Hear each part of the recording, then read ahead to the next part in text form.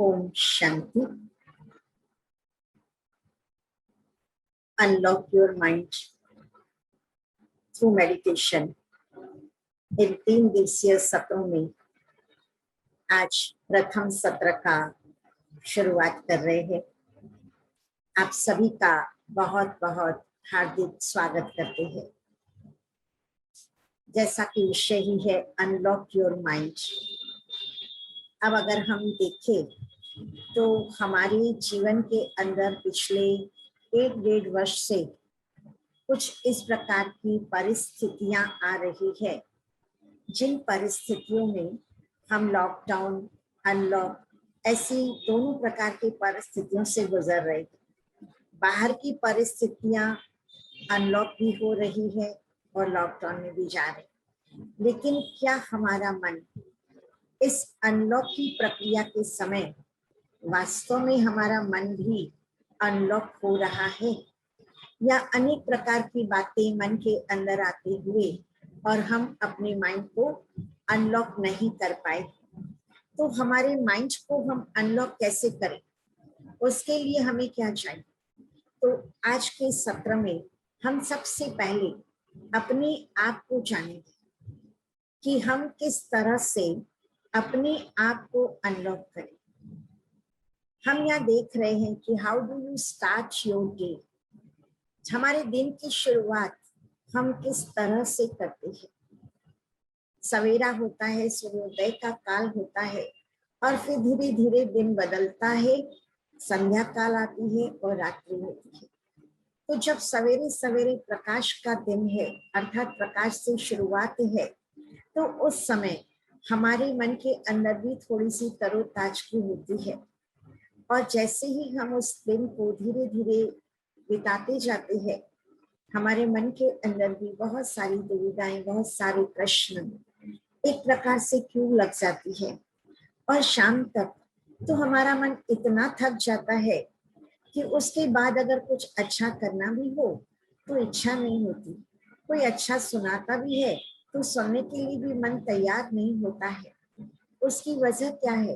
तो जैसे स्थूल में हम देखे, लौकिकता में हम देखे कि जब सूर्य की रोशनी की शुरुआत होती है और हम उस सूर्योदय के काल में जब हम बाहर निकलते हैं, तो जब हमारा मुख सूर्योदय की तरफ है तो परछाई हमारे पीछे होती है। और जब संध्या का काल आता है, सूर्यास्त के पहले जब हम चलते हैं, तब हम देखते हैं कि वो परछाई जो पीछे थी वो हमारे आगे आने लगती है और संध्या काल होते होते हम परछाई के पीछे भागते हैं। कहीं जीवन में भी हम इसी प्रकार तो नहीं करते कि सुबह से हमारे अंदर थोड़ी सी शक्तियां होती है तो उसके आधार पे हमारे कार्य चलते हैं, लेकिन जब हमारी शक्तियां क्षीण होने लगती है तो हमें जो चाहिए हम उसके पीछे दौड़ने लगते हैं। और कभी भी परछाई के पीछे भागने से परछाई हाथ नहीं आती। यहाँ परछाई से मेरा तात्पर्य स्थूल रीति से नहीं, पर ज्ञान का प्रकाश। जब तक हमारे पास ज्ञान का प्रकाश है तो सारी बातें हमें अपने आप प्राप्त हो जाती है, हम उसके पीछे दौड़ते नहीं हैं। लेकिन जब हमारे पास अज्ञानता का अंधकार बढ़ जाता है तो हमें जो चाहिए उसके पीछे दौड़ना पड़ता है। जिस तरह से हम यहाँ देख रहे हैं कि how is your mind, mindful और माइंडफुल। सुबह से लेकर जो हम बहुत प्रकार के विचार करते हैं, तो उन विचारों के अंदर हम देखते हैं कि मन के अंदर अच्छे, बुरे, नेगेटिव, पॉजिटिव, वेस्ट, नेसेसिटी, बहुत सारे प्रकार के मिले जुले संकल्प हमारे मन के अंदर चलते हैं। बहुत सारे संकल्प होने के कारण उसमें अच्छे संकल्प जो है वो कहाँ छिप जाते हैं पता ही नहीं चलता। हम माइंड को फुल रखने के बजाय हम माइंडफुल हो, अर्थात जो आवश्यक विचार है, जो जरूरी विचार है, जो समर्थ विचार है, उन विचारों को हम अपने अंदर में बढ़ाते जाएं। और जैसे जैसे हम उसको बढ़ाते जाएंगे उसी प्रकार से हम उसकी परवरिश, हम उसकी पालना कर सकेंगे। तो हमारे अपने अंतर में कौन से विचार चल रहे हैं, हमें उसको देखना है। अब हम देखें कि सारे दिन के अंदर जो हमने विचार किए, क्या वो सारे विचार हमारे सही होते हैं? क्या सारे विचार वो काम के होते हैं? क्या सारे ही विचार वो हमारे सिद्ध हो सके इस तरह से होते हैं? तो शायद नहीं। तो हमें क्या देखना है?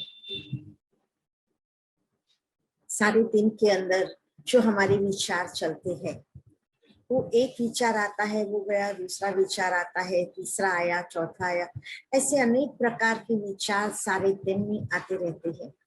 अर्थात एक तरह से हमने अपने मन को बिजिएस्ट एयरपोर्ट बना दिया है। जिस तरह से किसी एयरपोर्ट पर अगर हर 1-2 मिनट में फ्लाइट आती है जाती है तो उसको कहा जाता है वो बिजिएस्ट एयरपोर्ट है। तो हमने भी अपने मन को बिजिएस्ट एयरपोर्ट तो नहीं बना दिया है कि हर सेकंड में कोई विचार आया, हर सेकंड में दूसरा विचार आया, तीसरा आया, तो हमें सोचने के लिए, निर्णय करने के लिए समय ही नहीं मिल पाता है। तो आज हम अपनी भीतरी जगत में जाकर के देखें कि हम अंतर के जगत के अनुसार किस तरह से चल रहे हैं, क्योंकि जैसा हमारा अंतर जगत है उसी अनुसार हमारे बाहर के कार्य होते हैं। तो अंतर जगत में हम जाकर के देखें कि वास्तविकता में जो हमारे बहुत सारे विचार, जो हमारा कम्युनिकेशन है, जो हमारा व्यवहार है, वो किस तरह से होता है।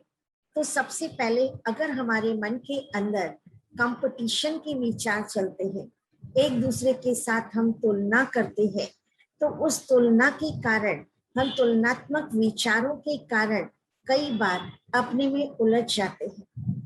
कई बार हम देखते हैं कि हमारे अंदर कम्युनिकेशन गैप हो जाता है। जो हम वार्तालाप कर रहे हैं, जो हम बात किसी को कह रहे हैं, वो हम कम्युनिकेशन का गैप होने के कारण या तो हम पूरी बात कह नहीं पाते हैं, या हम किसी की बात सुनते हैं तो पूरा हम सुनते नहीं है, आधा सुनते हैं और आधा हम अनुमान लगा देते हैं। तो ये जो हमारा कम्युनिकेशन गैप है, उस कम्युनिकेशन गैप के कारण भी हमारे पास उलझने बढ़ती जाती है। अब उसको हमें खत्म करना है, तो क्या करना होगा? वार्तालाप बहुत स्पष्ट, बहुत सटीक होना चाहिए।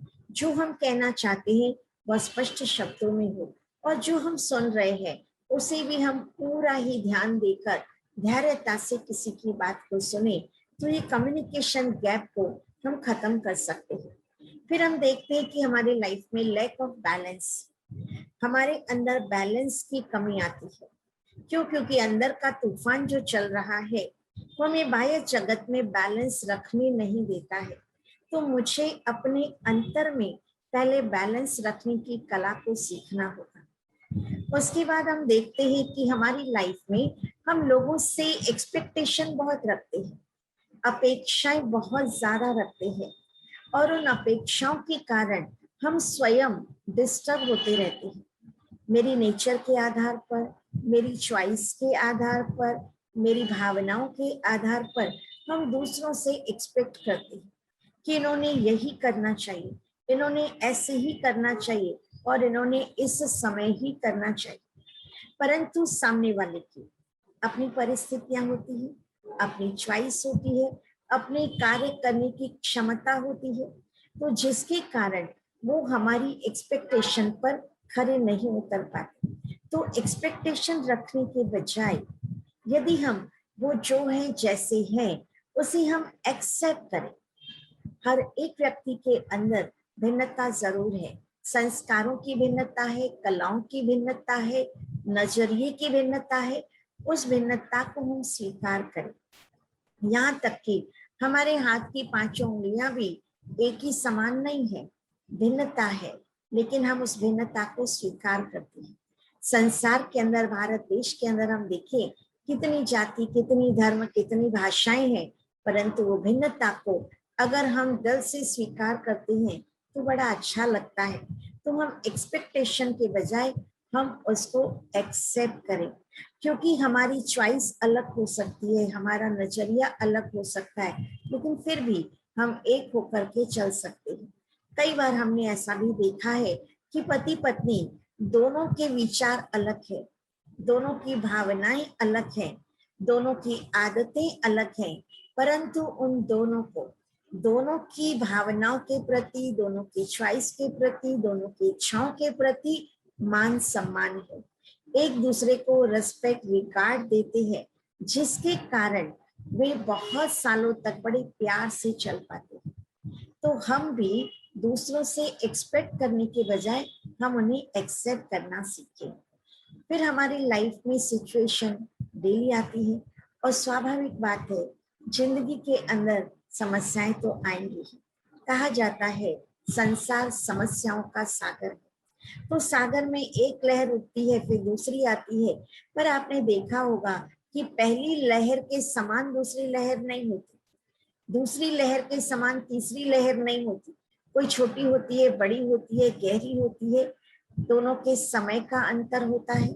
ठीक इसी प्रकार हमारे जीवन में भी जो सिचुएशंस बदलती रहती है, वो हर सिचुएशन एक जैसी नहीं होती। किसी किसी सिचुएशन में हमें ज्यादा समय देना पड़ता है, कोई बात आती है तुरंत बदल जाती है। तो यहाँ सिचुएशन को देखने का मेरा नजरिया बदलने की आवश्यकता है।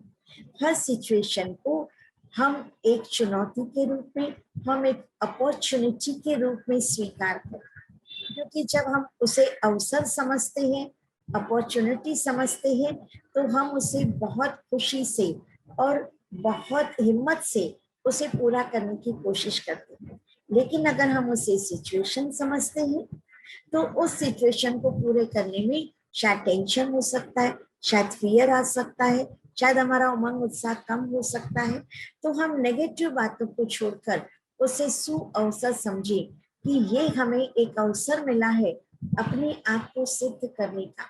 परिस्थितियां एक अवसर होती है अपनी शक्तियों को बढ़ाने के लिए, अपने अंतर की जो निहित गुण है, जो अंतर्निहित कलाएं हैं, उन कलाओं का विकास करने के लिए। तो हम उसे अपॉर्चुनिटी के रूप में देखें, तो हमारा भीतरी जगत भी बहुत सुंदर विचार कर सकता है। और उसके साथ साथ हमारी फैमिली रिलेशन, आज के दौर में जो हम देख रहे हैं, फैमिली रिलेशन बहुत नाजुक रिश्ते टूटने के कगार पर है, बहुत उसमें दरारें आ रही है। कोई भी अगर हमें रिश्ता मजबूत करना होता है, तो उसमें दो बातों की आवश्यकता होती है, एक है फेथ और दूसरा है लव। रिश्ते बनते ही प्यार और विश्वास के आधार पर है, लेकिन जहां विश्वास और प्यार के बजाय हम शक की भावनाएं लाते हैं या हम उनको कंपेयर करते हैं, तो उस कंपैरिजन में हमारे फैमिली रिलेशन बिगड़ते हैं। जैसे मान लीजिए अगर आपके दो बच्चे हैं और एक के अंदर बहुत सारी अच्छी विशेषताएं हैं, बहुत होशियार है, आज्ञाकारी है, जो कहा तुरंत कर लेता है, उसके अंदर बहुत क्वालिटीज है। लेकिन जो दूसरा बच्चा है, क्वालिटी उसके पास भी है, लेकिन हम क्या कर रहे हैं, उसको कंपेयर कर रहे हैं कि पहला वाला जो है वो every time success success success, और सेकंड जो है उसे सक्सेस नहीं मिल रही है, कहाँ ना कहाँ उसकी गलतियां हो जाती है। तो हम क्या करते हैं, उसे बार बार ये पॉइंट आउट करते हैं कि वो कितना अच्छा है, वो कितना होशियार है, वो कितना समझदार है, और तुम नहीं हो। तो हमने क्या किया, हम उसके अंदर विश्वास रखने के बजाय अपना अविश्वास दर्शाते हैं। हम उसे ये दर्शाते कि तुम किसी भी काम के लायक नहीं हो, और उसको हम हतोत्साहित कर देते हैं, जिसके कारण उसकी जो क्वालिटी है वो भी कम होती जाती है, और धीरे धीरे हमारे रिश्तों में खटास आ जाती है, रिश्ते टूटने लगते हैं। बाहरी तौर पर तो रिश्ते हम निभाते रहते हैं, लेकिन आंतरिक रिश्तों में दरार आ जाती है, और फिर हमें जो सम्मान, जो प्यार हमें मिलना चाहिए, वो हमें नहीं मिलता है। और फिर हम क्या कहते हैं कि मुझे प्यार चाहिए, मुझे सम्मान चाहिए, मुझे रिस्पेक्ट चाहिए, और फिर हम किससे मांग रहे हैं, परिवार के सदस्यों से, औरों से। सारे दिन में हम कहते हैं मुझे कोई प्यार दे, मुझे कोई रिस्पेक्ट दे, मुझे कोई कोऑपरेट करे। तो ये सारी चीजें मुझे मांगने से नहीं मिलती है, परंतु ये देने से मिलती है। तो देने के लिए मेरे अंदर प्यार होना चाहिए, मेरे अंदर दूसरों के प्रति विश्वास होना चाहिए, तो हम ये दे सकते हैं, अपनी फैमिली रिलेशन को हम बहुत मजबूत बना सकते हैं। फिर हम अपनी रूटीन के ऊपर भी ध्यान दें। जब से लेकर ये लॉकडाउन की प्रक्रिया शुरू हुई है, बहुत सारे लोग अपनी रूटीन को बहुत चेंज कर दिया है। जैसे जॉब था तो सुबह जल्दी उठ जाते थे, स्कूल कॉलेज था जल्दी उठ करके और कॉलेज के लिए चले गए, स्कूल के लिए चले गए, जॉब के लिए चले गए। अब ना तो स्कूल है, ना कॉलेज है, ना जॉब के लिए जाना है, तो हमने क्या किया, अपनी आदतें बदलती। लेट उठना, लेट उठे, वर्क फ्रॉम होम करना है तो भी कोई बात नहीं, जो 1 घंटा हमारा ट्रैवलिंग का टाइम था वो बच गया, हम और आराम से उठने लगे। अब हमने एक चीज आराम से नहीं की, उसके बाद हमारी पूरी रूटीन पर उसका इफेक्ट होता है। तो हमारी अपनी रूटीन को अगर हम एक बात को चेंज कर देते हैं तो धीरे धीरे बाकी भी बातों पर उसका प्रभाव पड़ता है, और वो प्रभाव हमारे मन के अंदर चिड़चिड़ापन ले आता है, और उस चिड़चिड़ेपन के कारण हम दूसरी बातों पर गुस्सा होना लगता है, हम दूसरी बातों से डिस्टर्ब होने लगते हैं, और उसका सीधा प्रभाव हमारे हेल्थ पर पड़ता है, जिससे हमारी हेल्थ, बैड हेल्थ अर्थात हमारी शारीरिक स्वास्थ्य में कमी आने लगती है, और वो शारीरिक स्वास्थ्य जो बिगड़ता है वो ना, उसका प्रभाव हमारे रिश्तों पर आने लगता है। और दूसरा हम देखते हैं कि अनसर्टेनिटी, क्या हो रहा है, अनिश्चितता। स्वाभाविक है, रोज परिस्थितियां बदलती है, कब क्या होगा, कल क्या होगा, किस तरह से होगा, ये बहुत सारे प्रश्न मन के अंदर उपस्थित होते हैं। लेकिन हम सोचें, क्या अगर हम बहुत सारे प्रश्नों को करेंगे तो क्या मेरे प्रश्नों का हल मिल पाएगा? जितना मेरे हाथ में है मैं उतना अवश्य करूं, टेंशन ना लूं, फियर ना करूं, डर को अपने से दूर रखूं। लेकिन क्या होगा, कैसे होगा, इन प्रश्नों को हम विचार करके अपने आप को बहुत प्रश्नों के अंदर उलझा नहीं दे। और जब ये सारी बातें उलझन आ जाती है तो हमारे पास और एक बात आती है, फेलियर्स। बहुत सारी बातों में हम अपने आप को फेल महसूस करते हैं कि हम असफल हो गए, और ये जो हमारी सारी बातें अभी तक हम करते आए, तो हमारा बाहर का व्यक्तित्व भी फिर वैसा बनने लगता है। तो हमें आवश्यकता है अपने अंतर के जगत में जाकर और उसको चेक करके चेंज करने की। इसीलिए हमने देखा कि जब हम उल्टे चक्र में जाते हैं, कंपटीशन करते हैं, कम्युनिकेशन गैप होता है, एक्सपेक्टेशन रखते हैं, ये बहुत सारी बातें जब हम करने लगते हैं तो हमारी एनर्जी ड्रेन हो जाती है। क्योंकि हमने सुबह से एनर्जी को यूज तो किया, पर हमने एनर्जी को जमा नहीं किया, तो क्या हुआ, सारा दिन काम करते करते करते हमारी एनर्जी खत्म हो गई। जैसे अगर हम किसी गाड़ी को सुबह से लेकर ड्राइव कर रहे हैं, चला रहे हैं, तो गाड़ी भी थकती है और ड्राइवर भी थकता है। और जब बहुत लॉन्ग ड्राइव करने के बाद हम कहीं रुकते हैं तो ऐसे लगता है कि अब हम ड्राइव ही नहीं कर सकते, क्योंकि ड्राइवर की भी शक्ति खत्म हो गई और गाड़ी भी कहती कि मुझे रेस्ट चाहिए। तो हम भी अपनी लाइफ के अंदर इस शरीर रूपी गाड़ी को चलाने वाला जो ड्राइवर है, अर्थात मैं सोल, मैं स्पिरिट, मैं आत्मा, वो भी थक जाती है सुबह से लेकर अपने आप को बिजी रखने से, और हमारा जो शरीर है वो भी थक जाता है। तो हम अपने एनर्जी को ड्रेन होने नहीं दें। अब कैसे हो रहा है, क्यों हो रहा है, टू मच थिंकिंग। कई बार हम फिजिकली काम ज्यादा नहीं कर रहे हैं, लॉकडाउन के समय तो फिजिकल काम हमारे पास बहुत कम था, लेकिन हमारा मन बहुत ज्यादा सोच रहा है, टू मच थिंकिंग थी, तो जिसके कारण मन थक रहा था। और फिर या तो हमने दूसरा सहारा लिया, टेक्नोलॉजी पर हम आधारित रहने लगे। टेक्नोलॉजी अच्छी चीज है, आज हम आपसे मिल रहे हैं, ये भी तो टेक्नोलॉजी के आधार से मिल रहे हैं। तो टेक्नोलॉजी एक गॉडली गिफ्ट भी है, परंतु इस टेक्नोलॉजी को जितना हम यूज करेंगे, जितना आवश्यक है उतना यूज करेंगे तो टेक्नोलॉजी बहुत अच्छी है। पर अगर हम सिर्फ उसी पर आधारित रहेंगे तो टेक्नोलॉजी हमारी लाइफ नहीं है। इसलिए हम उसके ऊपर जरूरत से ज्यादा हम उस पर आधार न रखें, हम अपने मन के ऊपर अपना आधार रखें। अब हम यहाँ देखें कि अगर मुझे अपने आप को ठीक ढंग से चलाना है तो मेरे अंदर भी एक साइकिल सारा दिन चल रही है। जैसे बाहर साइकिल चलती है ना, सुबह फिर दोपहर फिर शाम और फिर रात, ये हमारे दिन की साइकिल चलती है। ठीक इसी प्रकार हमारे मन के भीतर भी इंटरनल साइकिल चलती है।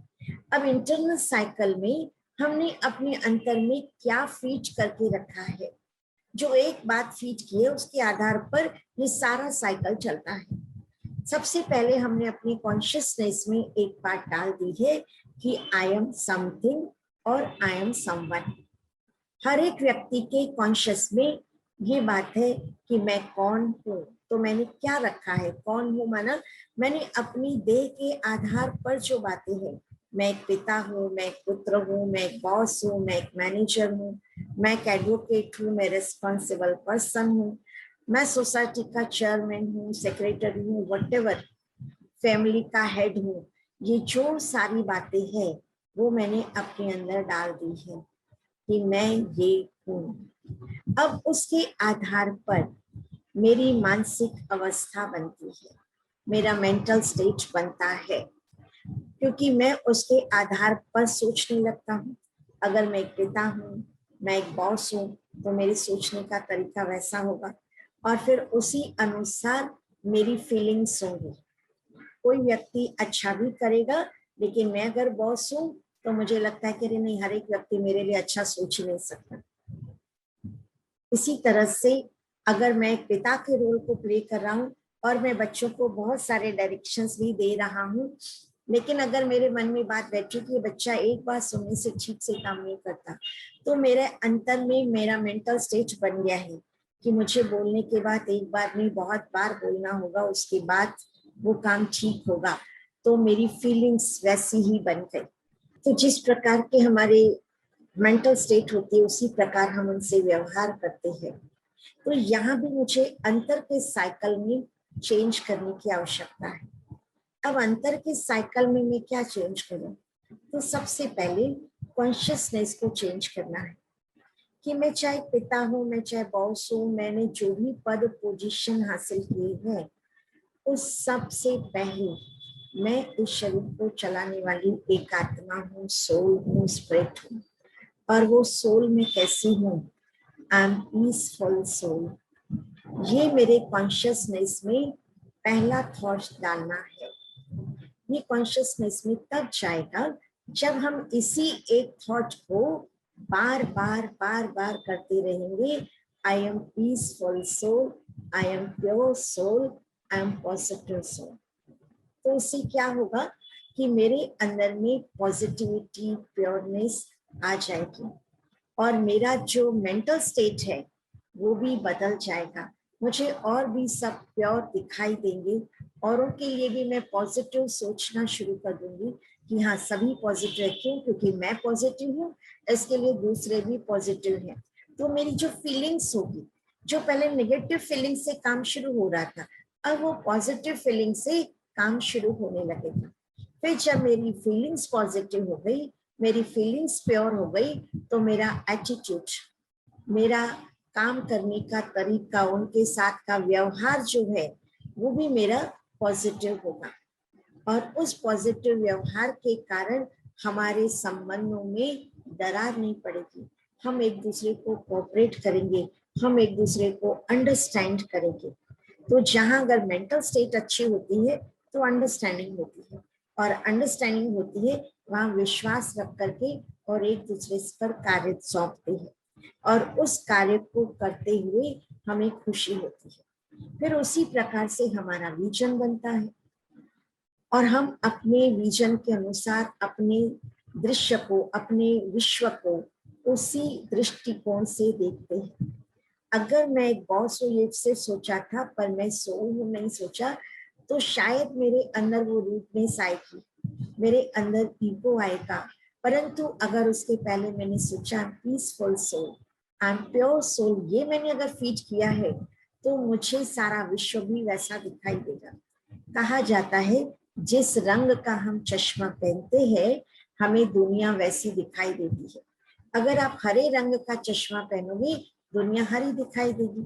अगर आप लाल रंग का चश्मा पहनोगे, दुनिया लाल दिखाई देगी। अब वास्तविकता में ना तो दुनिया लाल है, ना ही दुनिया हरी है, परंतु जैसा मैंने चश्मा पहना, तो जैसा मेरा अपने अंदर मेरा कॉन्शियसनेस होगा, मुझे दुनिया वैसी ही दिखाई देगी।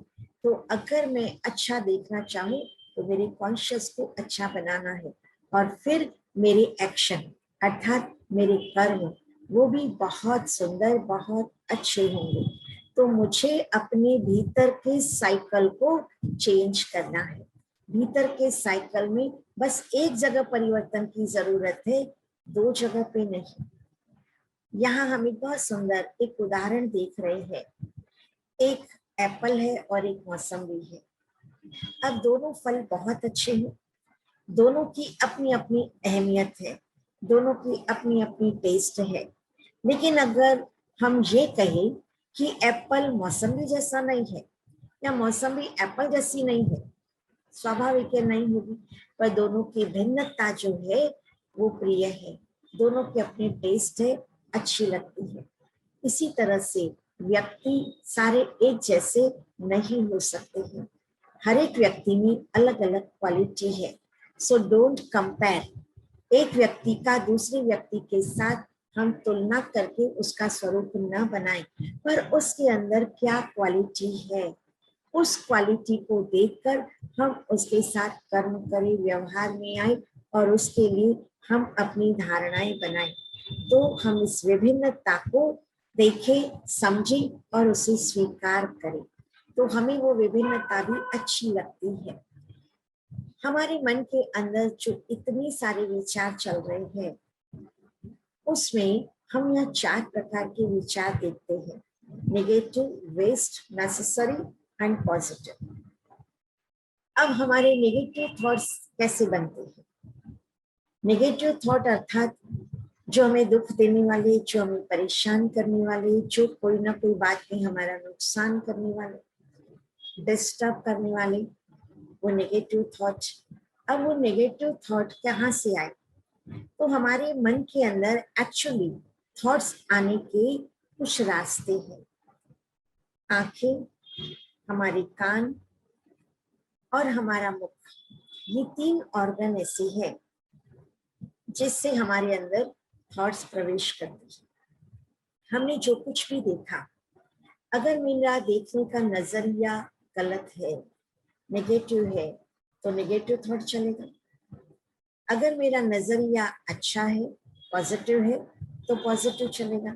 मान लो अगर कोई व्यक्ति बहुत पूजा पाठ करता है, और बहुत पूजा पाठ करने के कारण अब कभी कभी करता है, कभी नहीं करता, लेकिन अब कुछ समय से वो बहुत ज्यादा कर रहा है, तो अगर मेरा देखने का नजरिया नकारात्मक है, तो हम क्या करते हैं? हम ये सोचने लगते हैं कि अरे पूजा पाठ करके खुद बहुत धर्मात्मा है, ये दिखा रहा है, मैं बहुत अच्छा कर रहा हूँ, ये दिखा रहा है। लेकिन अगर मैं बहुत पॉजिटिव हूँ, तो मेरा थॉट क्या चलेगा? अरे देखो कितना अच्छा व्यक्ति है, कितना अच्छा कार्य कर रहा है, लोगों की भी मदद कर रहा है, और खुद भी कितना पुण्य का कार्य कर रहा है। तो कहाँ से मेरे अंदर थॉट आए? मेरे आंखों में जो दिखा, उसको मेरे मन में किस तरह से लिया, नेगेटिव लिया या पॉजिटिव लिया, उस तरह से मेरा विचार बना। अब कई बार नेगेटिव थॉट्स हमारे आपसी संबंधों के आधार पर भी नेगेटिव थॉट्स बन जाते हैं। किसी के साथ ईर्ष्या, किसी के साथ घृणा, किसी के साथ वैर की भावनाएं, ये नेगेटिव थॉट्स हैं। और दूसरे है वेस्ट थॉट। वेस्ट थॉट आधारित है हमारे पास्ट और फ्यूचर से।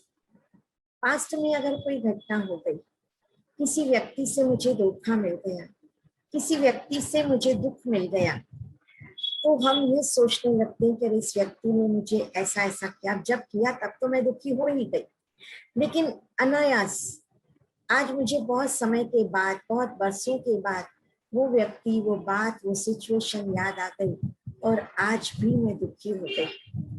तो ये आज की तारीख में वो विचार मेरे लिए वेस्ट थॉट है, क्योंकि उस वेस्ट थॉट ने क्या किया? मेरे मन की स्थिति को आज भी खराब कर दिया। मेरा मूड अच्छा था पर वो बात आई और मेरा मूड खराब हो गया, मैं नाराज हो गई, उदास हो गई। और सोचिए अगर ऐसे में ही वो व्यक्ति आपके सामने आ जाता है या उस व्यक्ति का आपको फोन आ जाता है, आप कैसे बात करोगे? बहुत अच्छा रिस्पॉन्ड देकर के बात करोगे? नहीं, क्योंकि मन के अंदर तो तूफान जो चल रहा था उसी की वजह से चल रहा था। और मन में उससे विचारों को रखते हुए हम उससे हाँ ठीक है, कैसे है, ऐसे बहुत औपचारिकता पूरी करेंगे। लेकिन अगर हमने उस पास्ट को फुल स्टॉप लगा दिया है, हम पास्ट में नहीं जी रहे, हम प्रेजेंट में हैं, तो हम अभी भी अपना मूड भी अच्छा बना सकते हैं, अपनी स्थिति भी अच्छी बना सकते हैं। तो हम पास्ट में न जिए, क्योंकि पास्ट में जो हुआ वो पास्ट में मेरा समय खराब हुआ, पर आज अगर मैंने प्रेजेंट में भी वो सोचा तो पास्ट तो खराब हुआ ही था, प्रेजेंट भी खराब हुआ, और प्रेजेंट के आधार पर मेरा फ्यूचर बनता है, तो मैंने फ्यूचर भी खराब किया। इसलिए हम वेस्ट थॉट जो पास्ट की वजह से आ रहे हैं, हम उसको स्टॉप करें। और कई बार हम फ्यूचर के थॉट्स क्रिएट करते हैं, अब आगे क्या होगा, कैसे होगा। जैसे लॉकडाउन का पीरियड चला, फिर अनलॉक हुआ, फिर अभी भी लॉकडाउन अनलॉक दोनों प्रक्रियाएं चल रही है, तो व्यक्ति सोचने लगता है अब आगे क्या होगा, कैसे चलेगा, क्या पहले जैसा माहौल होगा या नहीं होगा, उसमें हम क्या कर सकेंगे, हमारे बच्चों का भविष्य क्या होगा, हमारी इनकम क्या, सोर्स क्या रहेगा। हम बहुत सारे विचार करने लगते हैं, पर ये बहुत सारे विचार हमें तनाव देकर जाते हैं, बहुत सारे विचार हमें उदास करके जाते। बेशक हम उसका कोई हल निकालें, लेकिन हम यही विचार करते प्रश्नों की उलझन में उलझते रहेंगे तो भविष्य तो नहीं बन सकता, वर्तमान भी नहीं बन रहा है। हम वर्तमान में जो मेरे पास है उसका भी आनंद नहीं ले पा रहे हैं। तो हमें वेस्ट थॉट को भी किनारे रखना है। और नेसेसिटी थॉट, ये तो हमारे पास बहुत कम ही आते हैं। नेसेसिटी थॉट तो वो है जो हम रोज की रूटीन में चल रहे हैं, सुबह उठना, नहाना, खाना पीना, कार्य करना, जो डेली रूटीन है, उस डेली रूटीन के अनुसार जो हम कर रहे हैं और उसके लिए जो मेरे विचार चल रहे हैं, वो है नेसेसरी थॉट्स। तो वो तो बहुत लिमिटेड ही होते हैं। और चौथे जो होते हैं वो हमारे पॉजिटिव थॉट। अब पॉजिटिव थॉट्स बहुत कम, गिनती के, जैसे हम कहते हैं ना कि बहुत कम जो काम होता है, हम कहते हैं हाथ से उंगलियों में हम गिनती कर सकते हैं कितना अच्छा किया होगा। तो हमारे भी सारे दिन में अच्छे थॉट्स बहुत कम होते हैं। पॉजिटिव थॉट्स सबसे पहले तो अपने लिए, दूसरा अपने परिवार के लिए, तीसरा अपने समाज के लिए, और चौथा अपने विश्व के लिए। हमें चारों के लिए पॉजिटिव थॉट्स क्रिएट करने हैं। सबसे पहले अगर मैं अपने लिए करूंगी तो मैं अपने परिवार के लिए पॉजिटिव थॉट कर सकती हूँ। और पॉजिटिव थॉट कभी भी हमें नुकसान नहीं देते, हमारी भावनाओं को पॉजिटिव बनाते हैं। और आप सभी ये बात तो जरूर जानते होंगे कि हमारा एक विचार वाइब्रेट होता है, वातावरण को बदल देता है। हमारा एक विचार कितनी दूर तक पहुंचता है, और वो एक विचार एक बहुत बड़ी क्रांति भी ले आता है। तो एक विचार हमें बहुत बड़ा नुकसान भी पहुंचा कर जाता है। एक नेगेटिव विचार आया, 100 विचार दूसरे आ गए। एक पॉजिटिव विचार आया, उसके साथ भी कई पॉजिटिव विचार आ जाते हैं, तो वो हमें शक्ति देते हैं। तो शक्ति मिलना या अपनी शक्तियों को गंवाना, ये हमारे अपने हाथ में है। तो हम अपने जीवन में बहुत सारे पॉजिटिव थॉट को करके और हम अपने जीवन को बहुत आगे बढ़ा सकते हैं। ये हमारे थॉट्स हमारे लिए बहुत बड़ी एक प्रॉपर्टी का काम करता है। हमारी जो थॉट है ये बीज का काम करती है। जिस प्रकार से हम एक बीज बोते हैं, अटेंशन रखते हैं, मुझे क्या फल चाहिए, ये सोचकर हम बीज खरीदते हैं। फिर उस बीज को हम बहुत अच्छी तरह से, उस बीज को हम क्या करते हैं, उस बीज को हम पौधे में डालते हैं। हम पौधे में डालने के बाद हम उसको पानी देते हैं, हम उसको धूप भी देते हैं। अब बीज अगर अच्छा है और उसे पानी और धूप नहीं मिली तो भी वो फलीभूत नहीं होता। अगर बीज अच्छा नहीं है और उसे पानी और धूप दोनों मिले तो भी वो फलीभूत नहीं होता है। तो हमारा संकल्प ये हमारा अपना बीज है, और इस बीज को पावर देना, पवित्रता का जल देना, बार बार और पॉजिटिव थॉट करके और उसको मजबूत बनाना, तो वो अच्छा फल देता है। तो हमारे बीज को करने के पहले हमें सोचना है कि मुझे फल क्या चाहिए। आज के समय में ज्यादातर हम इस बात को देखते हैं कि मनुष्य विचार करता है और उस समय ये सोचने लगता है कि मैंने जो भी किया या मैं जो कुछ भी कर रहा हूँ उसको करने के लिए, या उसको अगर हम सोचते जाए तो हमें उसकी आवश्यकता क्या है ये आज नहीं देखते हैं। हमारे संकल्पों का प्रभाव क्या पड़ेगा, किस पर क्या होगा, ये हम नहीं देखते हैं।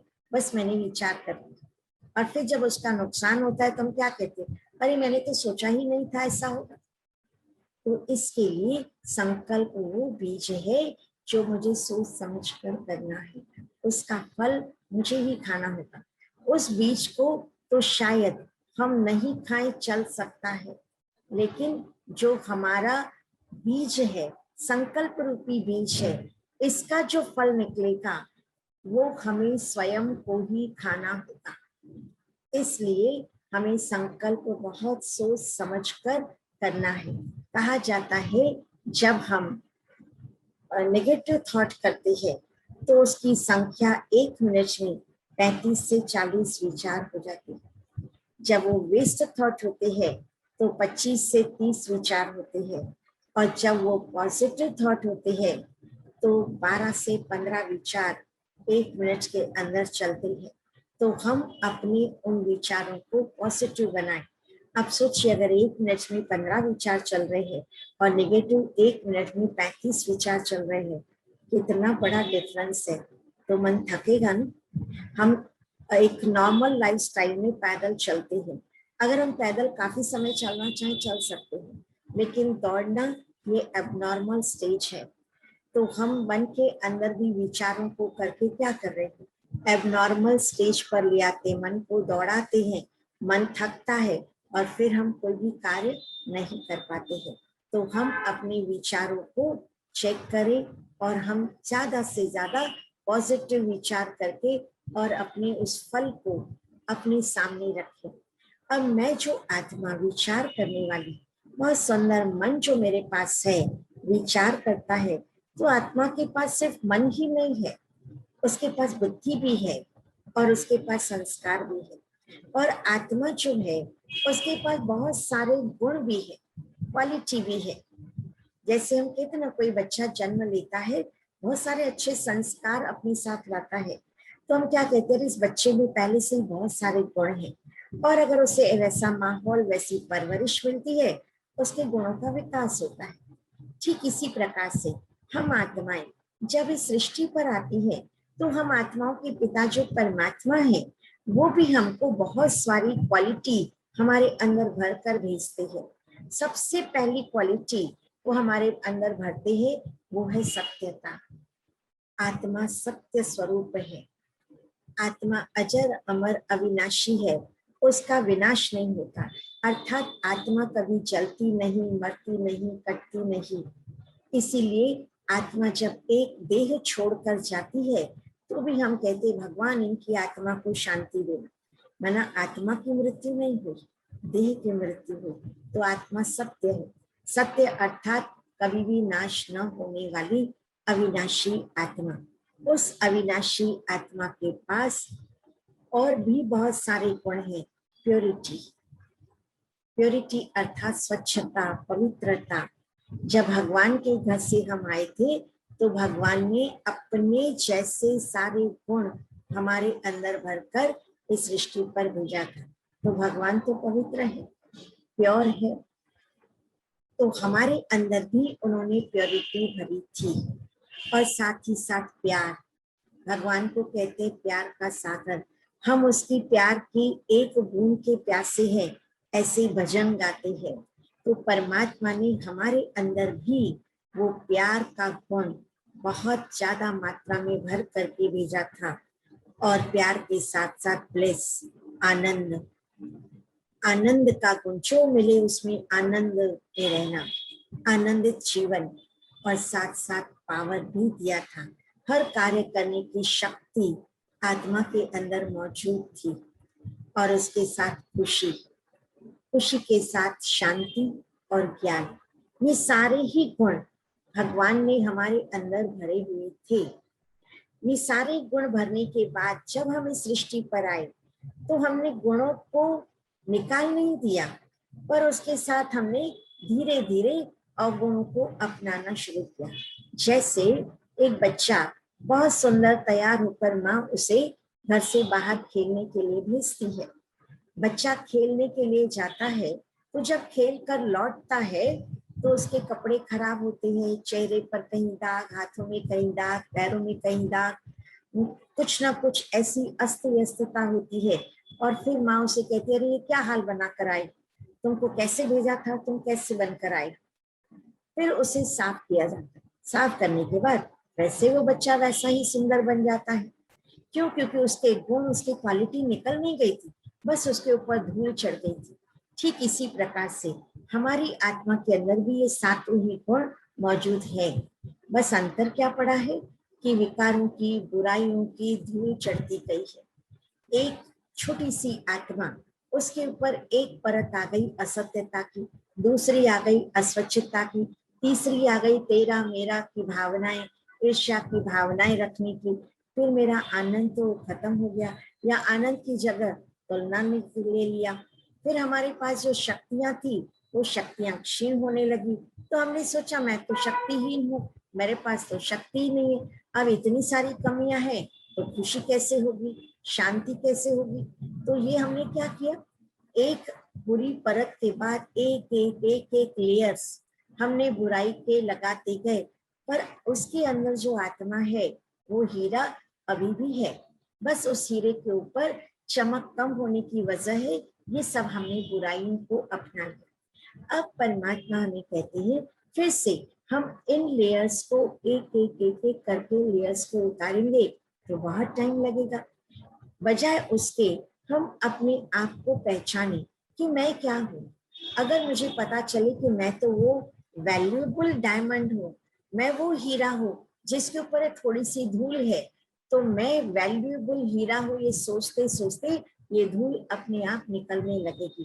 तो मुझे अपने आप को, अपने दिव्य गुणों की पहचान या दिव्य गुणों की याद स्वयं को स्वयं देनी है कि मैं आत्मा हूँ, मैं प्योर हूँ, मैं लवफुल हूँ, मैं पावरफुल हूँ, मैं पीसफुल हूँ, मैं नॉलेजफुल हूँ। तो ये सब मुझे याद आएगा तो स्वाभाविक है मैं हैप्पी हूँ। ऐसे मुझे अपने आप को याद दिलाना है कि मैं कौन हूँ। जैसे बच्चा छोटा होता है उसे उसका नाम याद दिलाया जाता है, पेरेंट्स का नाम याद दिलाया जाता है, वो बच्चा क्या कर सकता है उसकी क्वालिटी उसको याद दिलाई जाती है और उसके अंदर वो उमंग उत्साह आ जाता है, वो सब कुछ कर लेता है। ठीक इसी तरह से आज हमें स्वयं को याद दिलाने की जरूरत है कि मैं कौन हूँ और मेरी क्वालिटीज क्या है। अगर हम स्वयं को ये याद दिला देते हैं तो हम आत्माएं भी आज भी पावरफुल है और उस पावर को हम यूज करके और संतुष्ट रह सकते हैं, खुश रह सकते हैं, अपनी पर्सनालिटी को पॉजिटिव बना सकते हैं। तो इसके लिए हमें ये याद रखना है, हमारे मन के अंदर बहुत पावरफुल थॉट कॉन्शियसली करना है। कौन सा? कि मैं इस शरीर से अलग एक आत्मा हूँ। इस शरीर से अलग रहकर देखो कि मैं वो शक्ति हूँ, मैं वो चैतन्यता हूँ। और अपने रोल को भी छोड़ करके देखो, मैं सिर्फ एक माँ नहीं हूँ, मैं सिर्फ एक पिता नहीं हूँ, पर इससे पहले भी मैं कुछ था। माँ बनने के पहले लड़की पत्नी होती है, पत्नी के पहले किसी की बेटी होती है और किसी की बेटी बनने के पहले पूर्व जन्म में कहीं और रिश्ते होते हैं। माना मैं आत्मा बहुत काल से लेकर के अकेली आत्मा हूँ, ओरिजिनल सोल हूँ, चमकती हुई ज्योति हूँ। इस बात को मुझे अपने अंदर कॉन्शियसली डालना है, जो सत्य बात है, इसे सत्य बात को मुझे स्वीकार करना है। और अब मैं वो आत्मा इस संसार के अंदर, इस संसार को कहा गया है ये नाटकशाला है, तो इस नाटकशाला में मैं आत्मा भी इस शरीर रूपी वस्त्र को धारण कर मैं एक एक्टर के रूप में पार्ट प्ले करने के लिए आई हूँ। तो मैं एक एक्टर हूँ, ये शरीर मेरा एक वस्त्र है, पर मैं उस वस्त्र को धारण करने वाली आत्मा अलग हूँ। जिस तरह से कोई राजा का रोल प्ले कर रहा हो, पर एक्चुअली लाइफ में वो राजा नहीं है, तो उसे कॉन्शियसनेस रहती है कि मैं राजा नहीं हूँ, बच मैं रोल प्ले कर रहा हूँ। ठीक इसी तरह से मुझे भी हर कर्म करते हुए अपने आप को ये याद दिलाना है कि मैं एक आत्मा हूँ, पर मैं इस देह के द्वारा ये कर्म कर रही हूँ, मैं ये रोल प्ले कर रही हूँ। तो इस तरह से जब हम अपने आप को बार बार आत्मा की स्मृति दिलाएंगे, तो मेरे अंदर के गुण और शक्तियों का विकास होता रहेगा, और वो विकास मेरी पर्सनालिटी को बहुत पावरफुल बनाएगा। तो वो आत्मा मेरे इस शरीर के अंदर, मेरे मस्तक के बीच रहती है, दो नेत्रों के बीच, जहां हम मस्तक पर तिलक लगाते हैं। ये तिलक आत्मा की स्मृति का तिलक है। जैसे सवेरे उठकर हम तिलक लगाते हैं, ऐसे हम रोज सवेरे उठकर अपने आप को याद दिलाएं कि मैं तो चमकती हुई एक आत्मा हूँ, भ्रिकुटी में विराजमान मैं एक आत्मा हूँ, ये शरीर रूपी घर के अंदर रहने वाली मैं एक मकान मालिक कहो, मैं चैतन्य सत्ता आत्मा हूँ। इस तरह से हम अपने आप को अपनी स्मृति दिलाएं। तो चलिए आज हम अभी थोड़ा समय, एक 5 मिनट, हम अपना चिंतन करने की कला को सीखेंगे। अपना चिंतन करने की कला सीखने के लिए हमें क्या चाहिए? तो हम अपने अंतर में जाकर और अपनी उस कला का चिंतन करके और आत्मा के गुणों का चिंतन करें।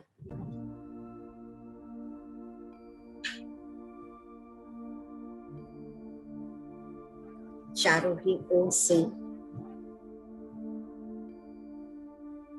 अपने मन बुद्धि को हटाकर अपना पूरा ही ध्यान अपने मस्तक में केंद्रित करें। दो नेत्रों के बीच मस्तक में विराजमान मैं चैतन्य शक्ति आत्मा हूँ, अति सूक्ष्म चमकती हुई मणि के समान हूँ। मुझ आत्मा में मन, बुद्धि, संस्कार है।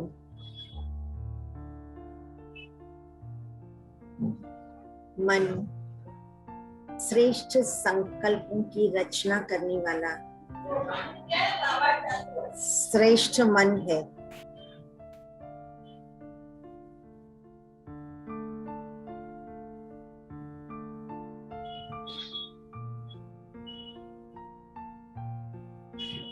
मन के द्वारा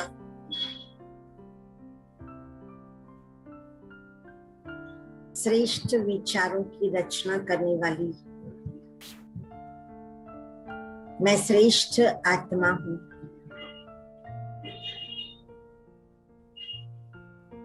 बुद्धि के द्वारा सही निर्णय करने वाली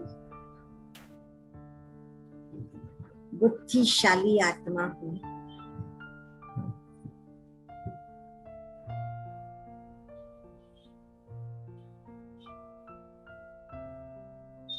अच्छे कर्मों को बार बार करने वाली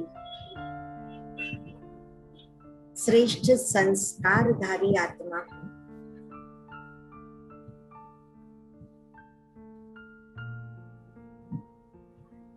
मुझ आत्मा में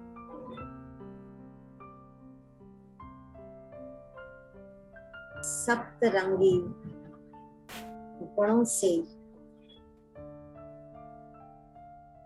सप्तरंगी शक्तियों से परमात्मा ने भरपूर किया है।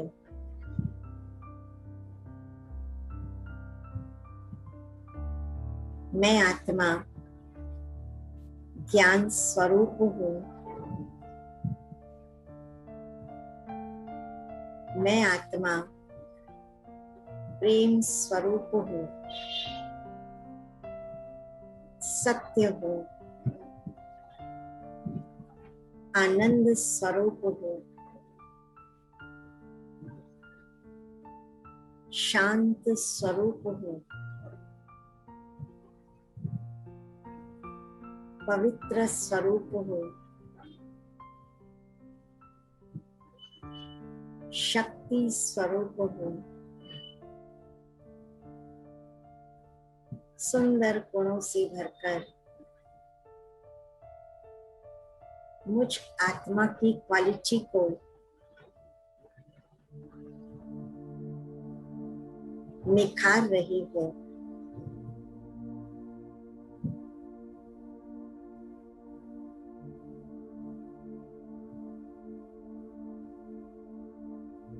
वास्तव में मैं आत्मा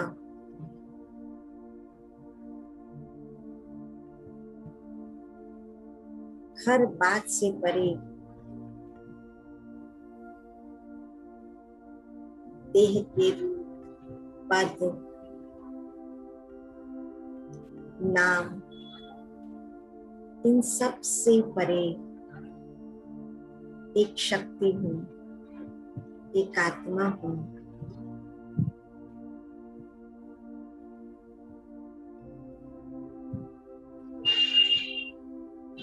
पीसफुल सोल हूँ, प्योर पॉजिटिव सोल हूँ, डिवाइन सोल हूँ। मेरे संकल्प, मेरी भावनाएं बहुत ही शुद्ध पवित्र है।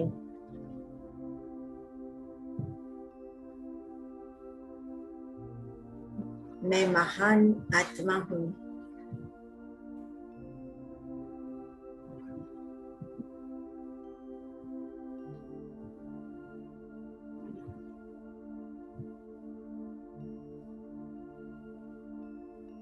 मैं हर आत्मा को जैसी वो है वैसी स्वीकार करने वाली आत्मा हूँ।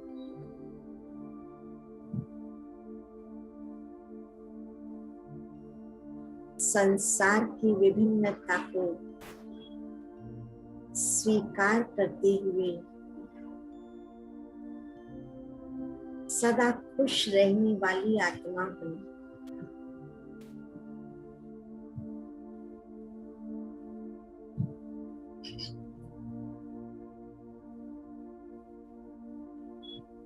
सबके साथ सुमधुर संबंध स्थापित करने वाली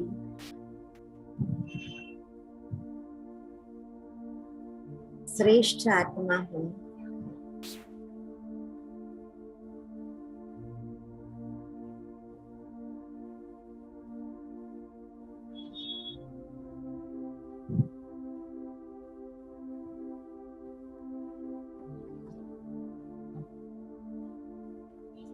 अब मैं आत्मा पुनः अपने आप को मस्तक में देख रही हूँ।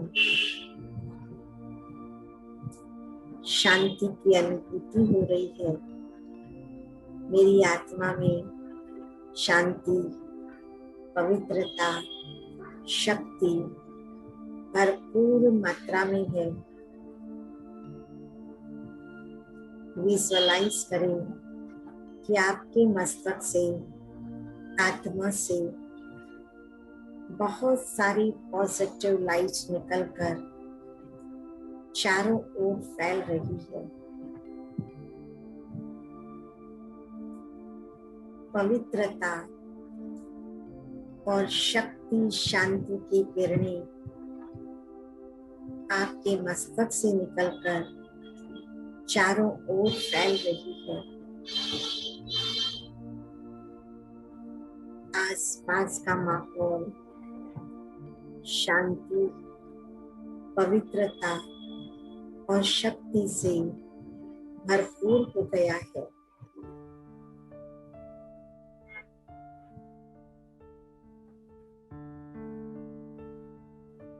मैं शक्ति संपन्न आत्मा हूँ, शांत चित्त आत्मा हूँ, पवित्र आत्मा हूँ।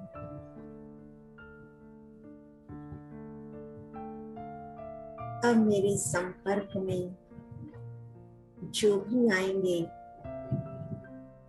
उन्हें शांति मिलेगी, वे पवित्रता का अनुभव करेंगे।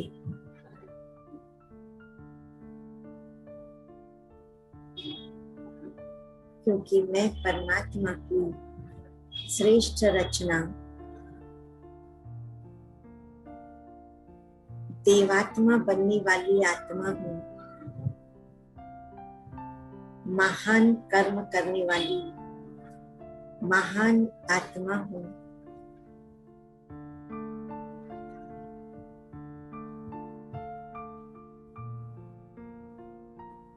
ओम शांति शांति शांति।